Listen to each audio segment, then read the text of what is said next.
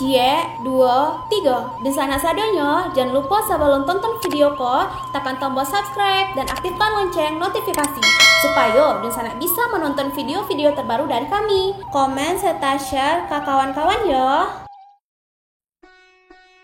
Kenapa nama orang Minang aneh-aneh?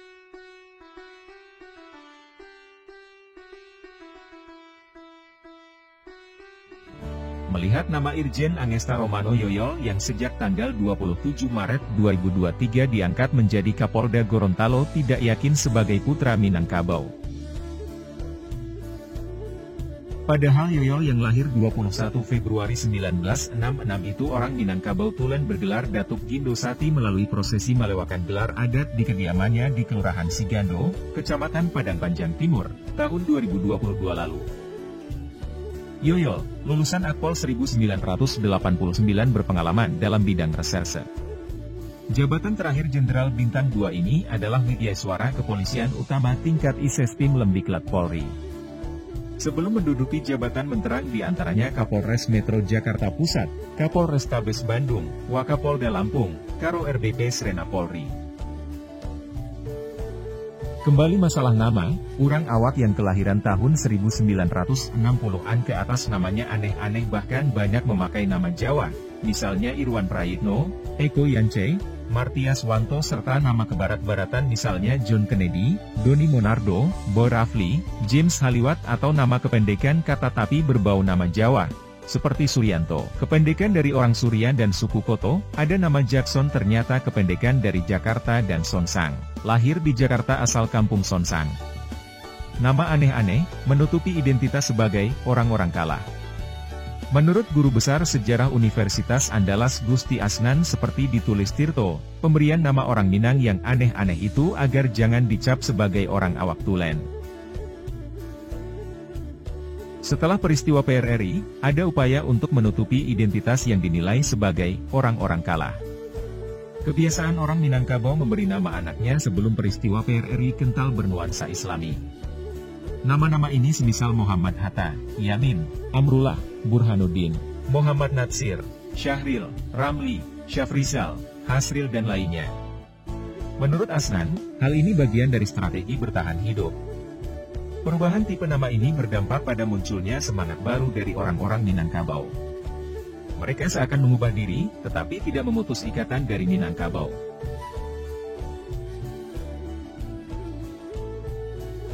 Asal tahu saja peristiwa PRRI terjadi salah satu alasannya pemerintah pusat duet Presiden Soekarno dan Perdana Menteri Juanda tidak memperhatikan pembangunan di daerah-daerah dan kesejahteraan tentara diabaikan. Sementara sistem pemerintahan parlementer setelah pemilu 1955. Pemerintah jatuh bangun, kabinet jatuh sekali 6 bulan. Pemerintah dikuasai parpol dan bahkan PKI masuk ke dalam pemerintahan. Melihat kondisi tersebut, pada Desember 1956, Letnan Kolonel Ahmad Hussein membentuk Dewan Banteng di Sumatera Barat. Sejumlah daerah pun mengikuti langkah ini, ada Dewan Gajah di Sumatera Utara, Dewan Garuda di Sumatera Selatan, dan Dewan Manguni di Sulawesi Utara. Negosiasi antara Jakarta dan Dewan Regionalis tak kunjung berhasil. Pada 10 Februari 1958, Letnan Kolonel Hussein memberi ultimatum kepada Kabinet Juanda untuk mengundurkan diri dalam waktu 5 hari. Selain itu mereka juga menuntut agar Muhammad Hatta dan Sultan Hamengkubuwono IX dapat membentuk Kabinet Zaken Kabinet yang terdiri para profesional. Kabinet Juanda menolak tuntutan tersebut. Tak lama kemudian, pada 15 Februari 1958, kelompok tersebut memproklamasikan PRRI di Padang, Sumatera Barat, dengan Syafruddin Prawiranegara sebagai Perdana Menteri dan Sumitro Djoyoedikusumo Menteri Perdagangan dan Komunikasi. Soekarno menjawab dengan operasi militer, dengan sandi operasi 17 Agustus di bawah Panglima Kolonel TNI Ahmad Yani yang pasukannya banyak dari Kodam Diponegoro berhasil menumpas PRRI dengan cepat. Pada 29 Mei 1961, Ahmad Hussein menyerahkan diri dan berakhirlah PRRI.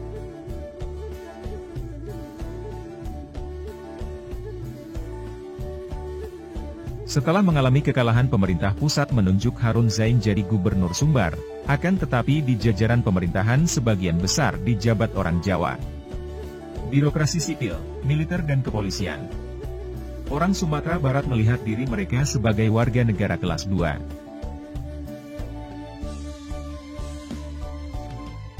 Kondisi yang tidak menguntungkan di Sumatera Barat, banyak yang merantau ke daerah lain. Ketika anaknya lahir, nama anaknya ke Jawa-Jawaan atau ke Barat-Baratan, salah satu strateginya mendekatkan diri ke pemerintah pusat. Bagi yang merantau ke Jawa, mereka lebih mudah diterima ke dalam institusi pemerintahan. Ujar Asnan.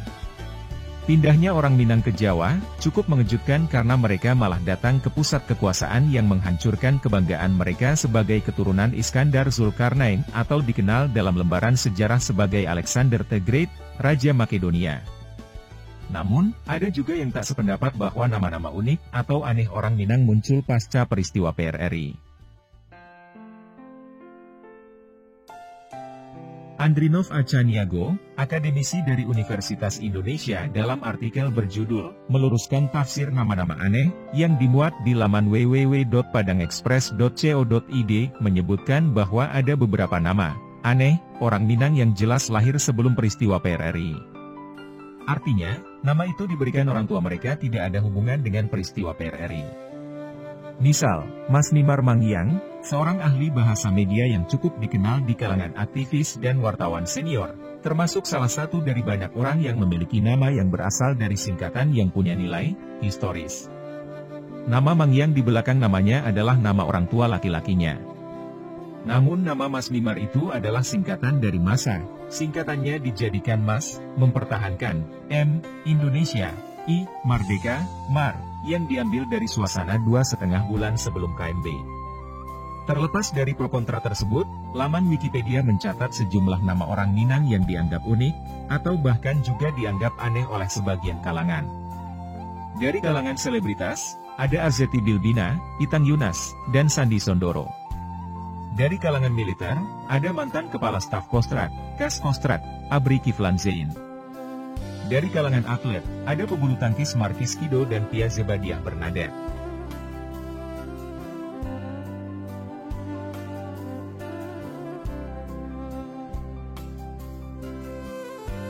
Sementara, dari kalangan politisi, ada Samuel Koto dan Epiardi Asda.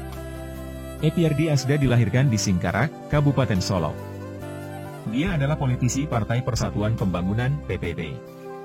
Kepada Sindonews.com, Epiardi mengatakan, keunikan nama-nama orang Minang itu adalah sebuah realita.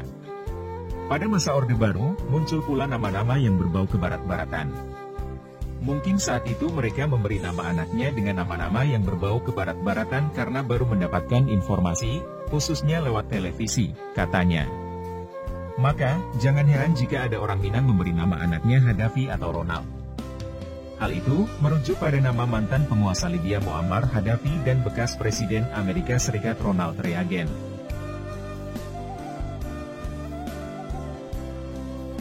Epiardi lalu menceritakan makna di balik namanya. Epi berasal dari kata happy yang berarti gembira. Sementara, Ardi berasal dari kata dalam bahasa Arab, Ard yang berarti bumi. Lantas, apa makna Asda? Ternyata, Asda berasal dari singkatan nama kedua orang tuanya, Aspar dan Rasida. Begitulah. Nama-nama orang Minang memang memiliki keunikan tersendiri. Dan, seiring berjalannya waktu, bisa jadi akan bermunculan lagi nama-nama unik lainnya.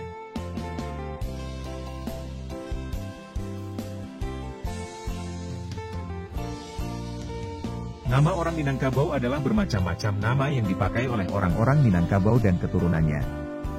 Dalam ensiklopedia Van Nederlandse Indie disebutkan, nama-nama orang Minang pada masa-masa awal berasal dari alam dan nama-nama benda yang ada di dalamnya. Dalam waktu yang cukup lama, tak sedikit pula nama-nama berbau Hindu dan Buddha bermunculan. Setelah Islam masuk dan berkembang, nama-nama bernuansa Arab muncul sebagai nama-nama orang Minang. Memasuki pertengahan abad ke-20, muncul nama kejawa-jawaan, singkatan, dan pengkodean. Pada masa Orde Baru, muncul pula nama-nama yang berbau kebarat-baratan.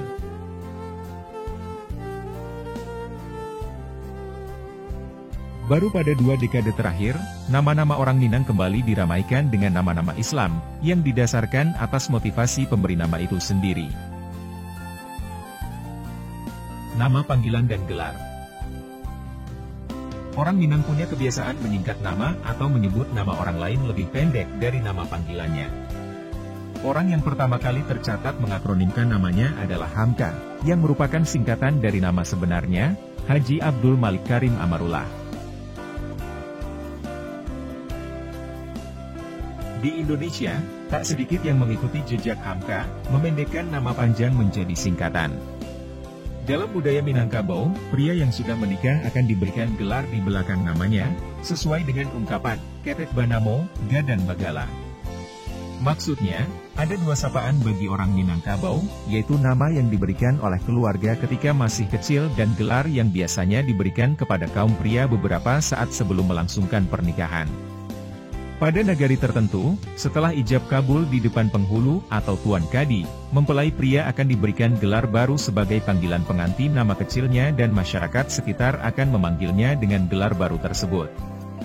Gelar panggilan ini biasanya bermula dari Sultan, Bagindo, atau Sidi, Sayyidi, di kawasan pesisir, sementara di kawasan Luhak Limopuloa, pemberian gelar ini tidak berlaku.